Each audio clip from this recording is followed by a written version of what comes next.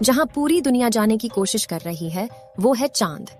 एक के बाद एक, अमेरिका हो या रूस, चीन हो या फिर अब भारत देश चांद पर जाना चाहता है। लेकिन आपने कभी सोचा है कि आखिर चंद्रमा की दुनिया कैसी है?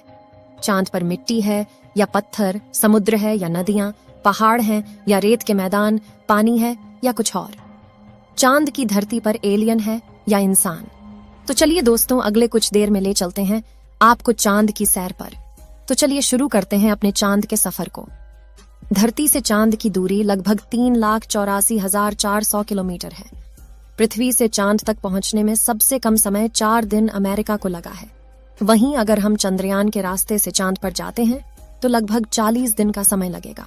अगर यह मानकर चलें कि हम अमेरिकी स्पेस क्राफ्ट में बैठकर चांद पर जा रहे हैं तो हमें वहां पहुंचने में 4 दिन का समय लगेगा। 4 दिन बाद हम चांद की जमीन पर होंगे। चांद की जमीन पर उतरने के बाद जो हमें सबसे पहले दिखेगा वो है चांद की जमीन। आपको चांद की जमीन ऊबड़ खाबड़ नजर आएगी। चांद की जमीन पर हर तरफ आपको बड़े बड़े गड्ढे दिखाई देंगे। जब आप चांद की जमीन पर खड़े होकर ऊपर की ओर देखेंगे तो आपको हमारा खूबसूरत ग्रह पृथ्वी नजर आएगा, जिसमें आपको पृथ्वी साफ साफ अपने अक्ष पर घूर्णन करती हुई नजर आएगी, लेकिन आसमान में हमेशा उसकी स्थिरता बनाए रखेगी। अर्थात चांद पर खड़े होकर पृथ्वी को कई वर्षों से अगर हम निहारते रहे तो वह अपनी जगह से टस से मस नहीं होगी। चांद का गुरुत्व आकर्षण पृथ्वी के मुकाबले 6 गुना कम है, यानी चांद की जमीन पर जाने के बाद हमारा वजन 6 गुना कम हो जाएगा। यदि पृथ्वी पर आपका वजन 60 किलो है तो चांद की सरफेस पर आपका वजन केवल 10 किलो ही रह जाएगा। यानी चांद की जमीन पर उतरने के बाद आप अपने आप को काफी हल्का महसूस कर रहे होंगे। आप इधर उधर आसानी से उछल पाएंगे। इसी कारण नील आर्मस्ट्रॉन्ग जब चांद पर चल रहे थे तब उछल उछल कर चल रहे थे, क्योंकि दोस्तों चांद पर पृथ्वी की तरह चल पाना संभव नहीं है। चांद की सतह पर नील आर्मस्ट्रॉन्ग और उनके साथियों के कदमों के निशान आज भी मौजूद हैं, क्योंकि वहां पर हवा न होने की वजह से वह निशान मिटा नहीं है। फिर थोड़ा चलने के बाद जब आप चांद पर इधर उधर देखोगे तो आपको बहुत सारा कचरा पेपर, बहुत सारे क्षतिग्रस्त सैटेलाइट और बैग्स मिलेंगे। ये सारा कचरा हम इंसान ने ही फैलाया है। ये कचरा इतना ज्यादा है कि 5 ट्रक भर सकते हैं। चांद पर कचरा और ये पेपर अंतरिक्ष यात्रियों ने फेंके थे, जिसमें उनकी मानव मूत्र और उल्टियां हैं। अब आप चांद की जमीन पर खड़े हैं तो आपको सबसे ज्यादा खतरा आसमानी मौत का है। चांद का गुरुत्व आकर्षण कम होने की वजह से इसके पास कोई भी वायुमंडल मौजूद नहीं है। वायुमंडल की नामौजूदगी के कारण वहां पर रहने वालों के लिए उल्का पिंड से मरने का खतरा लगातार बना रहता है। यानी आप चांद पर खड़े हैं और पता नहीं कब एक बड़ा पत्थर आसमान से गिरकर आएगा और आपकी मौत वहीं पर हो जाएगी। यही वजह है पृथ्वी से देखने पर जो चांद पर काले धब्बे दिखाई देते हैं, असल में वे धब्बे नहीं, गड्ढे हैं। जहां पर सूर्य की रोशनी नहीं पहुंच पाने की वजह से वो धब्बे नजर आते हैं। सूर्य के बाद आसमान में सबसे ज्यादा चमकने वाली अगर कोई चीज है तो वो है चंद्रमा।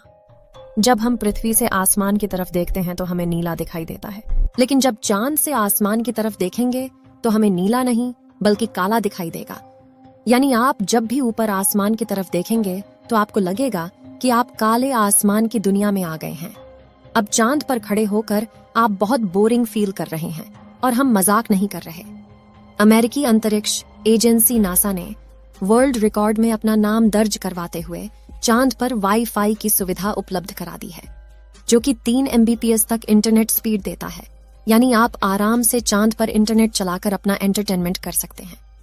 अब आपका मन कर रहा है इंटरनेट तो बहुत हुआ, अब चांद से मैं पृथ्वी पर अपने घर फोन करके बात करता हूँ।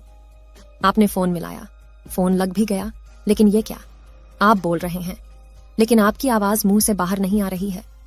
जी हाँ, ये सच है, चांद पर आप कितना भी जोर से चिल्ला लें, आपकी आवाज मुंह से बाहर नहीं आएगी। धरती पर वायु की हमेशा हर जगह उपस्थिति रहती है, लेकिन चंद्रमा का अपना कोई वायुमंडल नहीं है, इसलिए वहां पर ध्वनि तरंगों का संचरण सामान्य रूप से संभव नहीं है। यदि आप चंद्रमा पर किसी को पुकार कर बुलाना चाहेंगे तो उस तक आपकी आवाज नहीं पहुंच पाएगी। परंतु चंद्रमा पर एस्ट्रोनॉट्स स्पेस सूट में रहते हैं, जिसमें ऑक्सीजन और नाइट्रोजन भरकर कृत्रिम रूप से वायुमंडलीय दबाव बनाया जाता है।